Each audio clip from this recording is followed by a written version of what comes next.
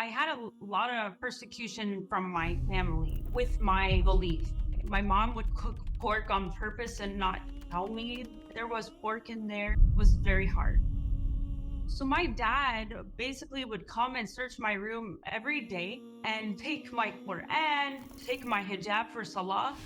So I used to hide my Quran in the air conditioning vent. My grandpa basically cut the ties because after they saw me wearing my hijab and knowing that I was Muslim, and just to cut somebody off just because they believe in Allah subhanahu wa ta'ala and Islam, they're still they're still your grandchild, you know? Sorry.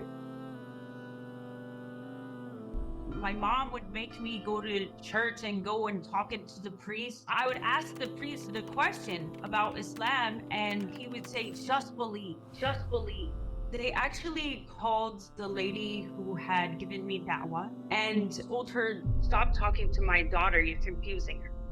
When I made Shahada, I felt like every single burden, everything was just lifted off my plate. You know, I was 15, so and that subhanallah, that I was starting new, that I was like a new person. I'm dead.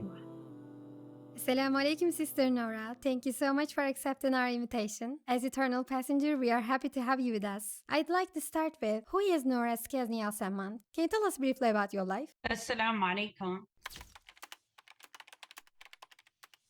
My name is Julie Ann Skazni, and people call me Noura. I am a student in Sharia, which is Islamic jurisprudence, and I also have a degree in marketing. I was born in Detroit, Michigan, where there are a lot of Arab immigrants over there. How was your life in regards to faith? Did you have any faith before? My mom is actually, she's Syrian Christian, but she was born in America. And so both of her parents, they have their roots from Aleppo, Syria. And my dad, he's Polish and Slavic. So my parents are actually Catholic. And that's what I grew up with. We would go to church on Sunday and we would go to catechism, and some, during the summer, we'd go do vacation Bible school. And we were pretty religious, right? And of course, in Catholicism, part of the doctrine is the Trinity. So, that's what we were taught. And we used to always, in Catholicism, there is something called the Rosary, where they pray to Mary and the saints and